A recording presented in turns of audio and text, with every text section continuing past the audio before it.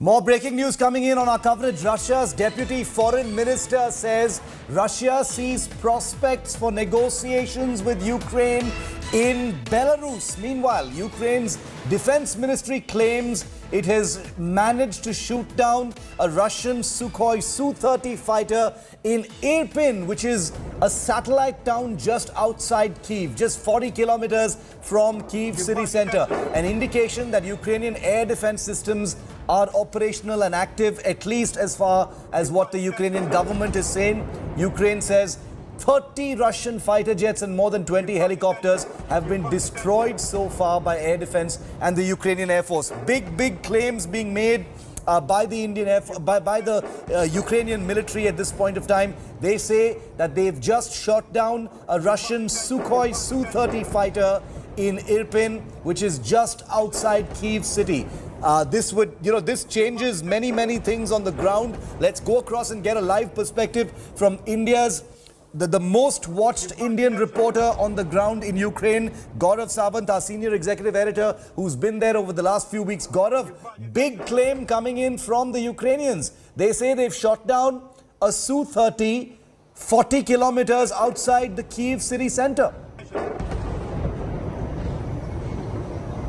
Shiv, this is a very big claim, as you very rightly point out. There are two aspects to it. One, a Su-30, an extremely potent fighter jet capable of carrying up to 8 tons of armament, that's been shot down. Two, air defense systems, this would indicate, around Kyiv are operational. So 8 days, Russia's relentless airstrikes and missile strikes to take out airfields and air defense systems seem to have resulted in at least some failure that the air defense system in Ukraine continues to work, continues to operate. Not only has the defense ministry here just made this big claim just about 20 minutes ago that they've shot down a Su-30 of the Russian Air Force, they've also claimed that in 8 days, Russia has lost 30 fighter jets and 30 attack and transport helicopters. That would mean 60 flying aircraft and Hepters have been lost at least. They're saying that Russia has lost a very large number of its armored attack. They've lost tanks, they've lost armored personnel carriers, they've lost missile carriers, and they've lost troop carriers. So they're saying it's a huge blow to the Russians. Of course, you've heard President Zelensky himself talk about the massive fatalities in the Russian army. Of course, Russia claims they've lost about 498 personnel. According to reports coming in from Moscow, 498 is what Russia claims officially. The number, according to the Ukrainians, can be multiplied at least 7 to 8 times. That is what the Ukrainians are claiming. So claims, counterclaims, but the fact that 8 days into the war, Kharkiv, the second largest city, and Kyiv, the largest city, continue to be in Ukrainian control is an indication that this country is not giving up without a fight. It's putting up, in fact, a very strong fight. Shiv, this broadcast comes to you. We're having a conversation when the temperature here in Kyiv is -1. But in -1 temperature, you have men and women guarding every road, every access into Kyiv.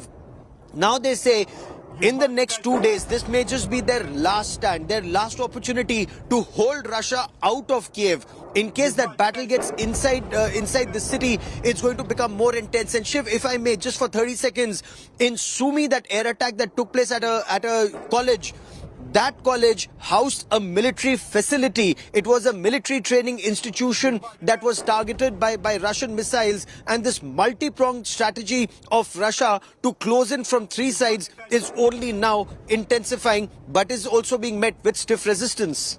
Gaurav, the fact that Kyiv is under siege is beyond doubt right now, but the brave fight back that's taking place, is something that has captured the imagination of the entire world. You've been reporting on that very closely here.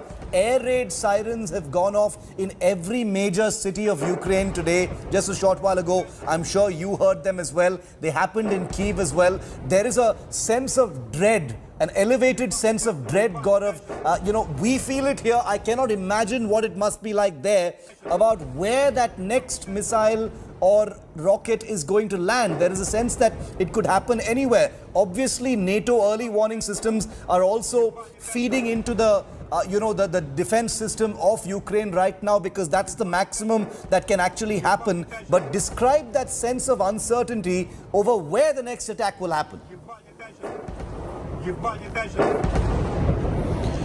Shiv, you're absolutely right. No one knows where the next attack will happen. And now every target is being seen as fair game by the Russians. They claim that they're only going after military institutions, but picture after picture shows residential buildings being targeted, homes being targeted, and people in sub-zero temperature being forced either to remain in a bomb shelter or out in the open. The fact that there was a blast that took place right outside Vokzhal, the central train station here in Kyiv, was extremely alarming because that is the only route open for trains and people to leave this city, and they're leaving in big numbers even as we speak. We will be reporting from there shortly, Shiv. Our attempt is to bring our viewers on India Today up to speed with the latest on ground zero, but the checkpoints, the barricading, the protection of the city and the fear.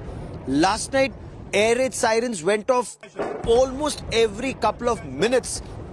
People spent the better part of the night till almost 2 in the morning. We were in a basement. We were in an underground basement only because there was an apprehension that a missile could land anywhere close to you. Firing was heard in some pockets because now people are opening fire. The militia is opening fire at every suspicious movement, and that is what makes this place, really, everyone's really on the edge. It's like on a hair trigger alert. Something could happen and something really bad could happen anytime now. That is the apprehension here in Kyiv. Big air of dread. The city is, has been holding its breath nearly non-stop for the last 4 or 5 days. It has been on hair trigger since the beginning, but especially the last 3-4 days have been extremely tense because there is a sense of where is that attack? When is it going to happen? What's going to happen to the city of Kyiv? Will the damage be similar to what's been happening in Kherson and Kharkiv, which are in the south and the north of Ukraine? That's the big anxiety right now for Ukraine's capital. Gaurav, stay safe, my friend. Thank you very much for being with me on this